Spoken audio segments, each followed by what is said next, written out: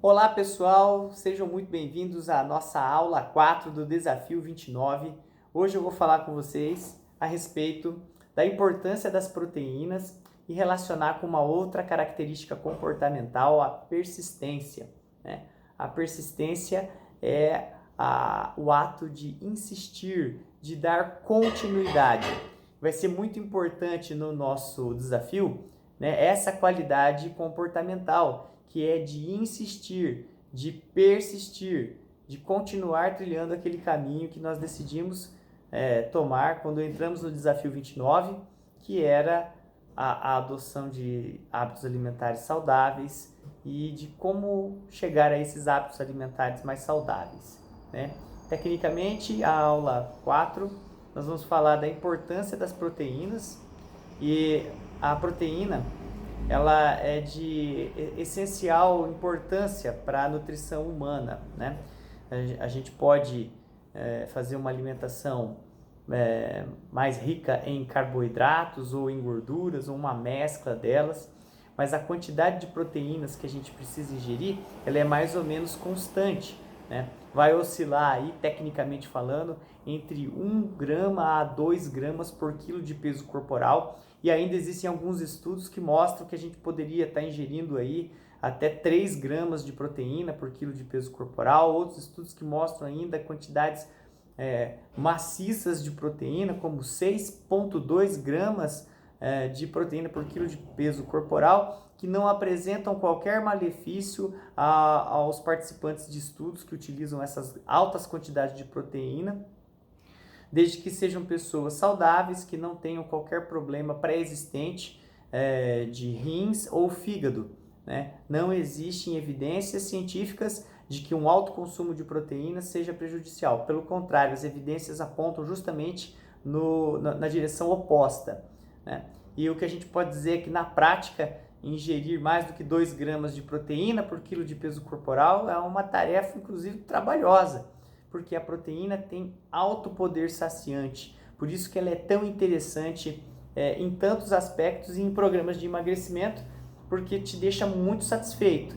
Para pessoas que já experimentaram fazer aí uma refeição com muitos ovos em uma refeição única, ou com uma quantidade mais generosa de carne, vocês percebem como que demora para sentir fome novamente, né? A sensação de fome ela demora mais quando você faz uma alimentação rica em proteínas e principalmente também na presença de boas gorduras, né? Combinou proteína com gordura, a saciedade é gigantesca, né? Mais uma vez, um exemplo de um alimento que tem lá na proporção de 1:1 gordura, proteína. Nós temos o ovo, o maravilhoso ovo. Quando você come ovos até ficar satisfeito, você fica saciado por horas, você fica muito bem nutrido por horas, um alimento de excelente qualidade, barato e versátil, né?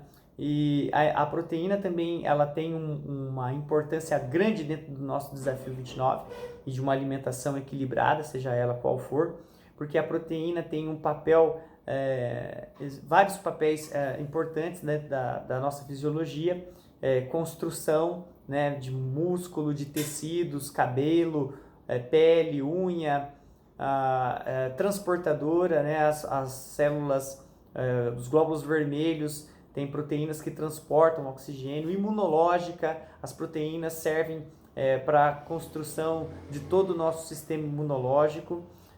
Então a proteína tem uma função nobre no nosso corpo, não é à toa que é por isso que nós só utilizamos proteína como fonte de energia, né? Quando proteína muscular, por exemplo, como fonte de energia, quando o corpo já está numa situação de demanda energética extrema.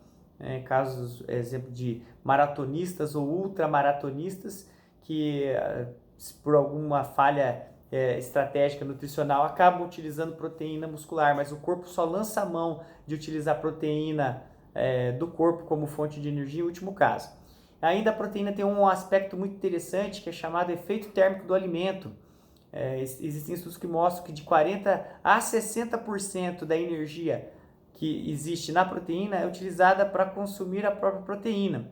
Então, quando você faz uma alimentação rica em proteína, o seu metabolismo fica muito mais rápido.